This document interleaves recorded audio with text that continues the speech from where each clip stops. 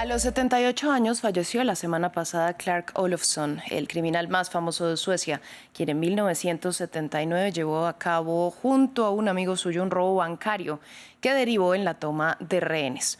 Una situación que se extendió durante 6 días, durante los cuales los cautivos desarrollaron lo que se analizó en la época como una relación de complicidad con los secuestradores, algo que resultaba incomprensible, pero que recibió el nombre de lo que conocemos como síndrome de Estocolmo.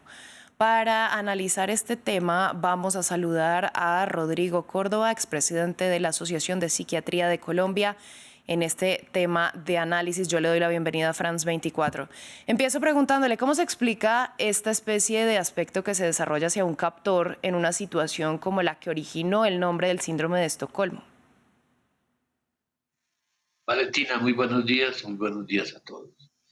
Sin duda ha sido esos fenómenos particulares que ha sido descrito y que ha tomado una denominación que es genérica. Quiero aclarar que no es un diagnóstico clínico, sino es una forma de interpretación de lo que sucede con algunas personas que hacen procesos masivos de identificación con la persona.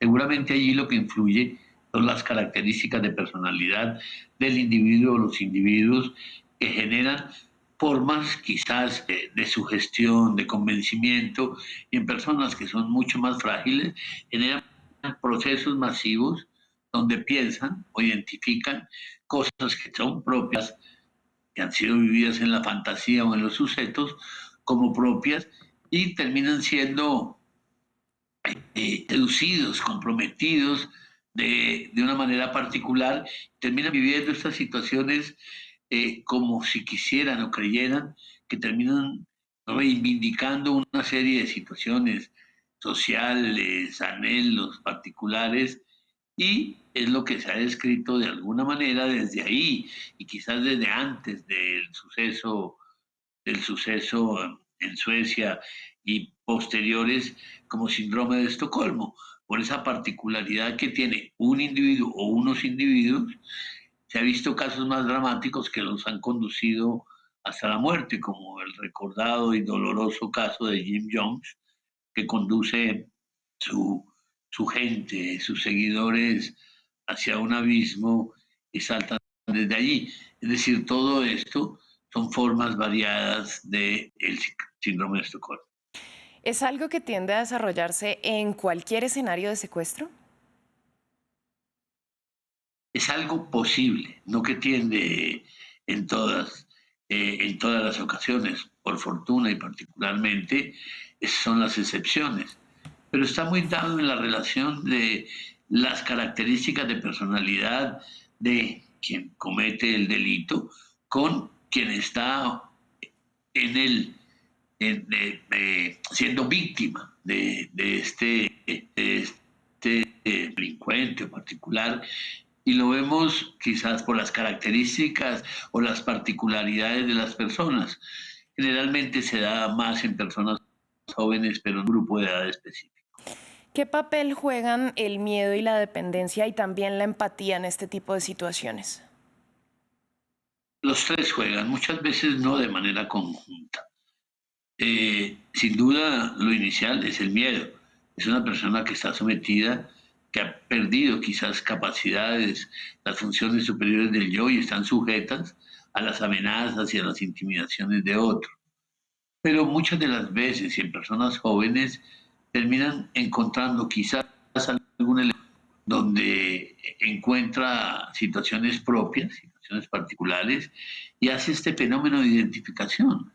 Lo hemos visto, pues particularmente en esto, seguramente por las características de este señor, que tenía una situación, debía ser, presentar el hecho como una cosa simpática, agradable, y allí encuentran elementos de identificación. Y lo hemos visto también en política, quizás en la forma y en la capacidad de inducir con el discurso, encuentran elementos de identificación que hacen que las personas quizás encuentren una razón en su causa. Pero siempre es una relación de dos, es decir, quien ejecuta el delito y quien hace el delito, y entonces termina conocemos y tú muy bien denominas, Valentina, como empatía, que no es simpatía, es capacidad de ponerse en los zapatos del otro.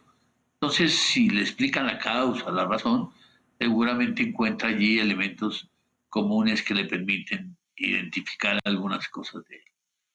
Si hablamos puntualmente de este caso de Clark Olofsson, llama la atención que cuando se entrevista a una de las secuestradas, Christine, ella dice que no está conforme al haber sido diagnosticada con un síndrome de este tipo sin haber dialogado con ella. ¿Cómo es posible hacer un diagnóstico pues tan importante sin tener en cuenta el testimonio o sin hacer una entrevista a la víctima?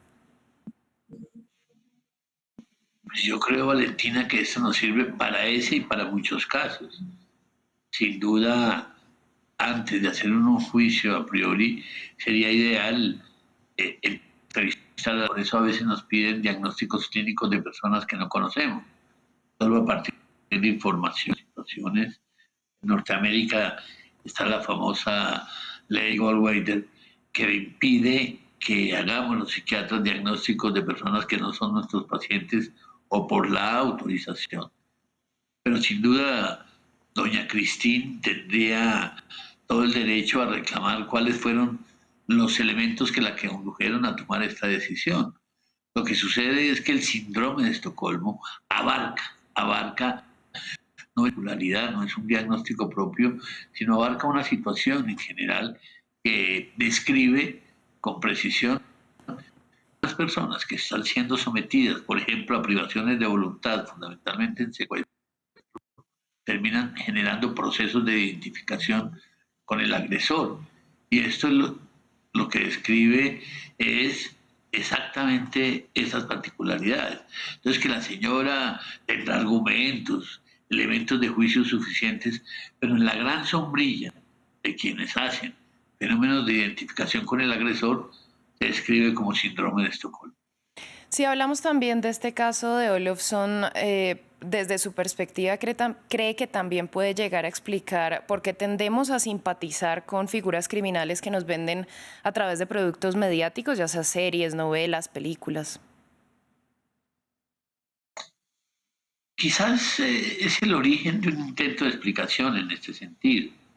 Es decir, eh, hoy en día, pues en esta autopista de las redes sociales, sin duda las personas tienen la capacidad de ver muchas cosas que terminan siendo anhelos o deseos de otros y podría haber elementos de identificación masiva.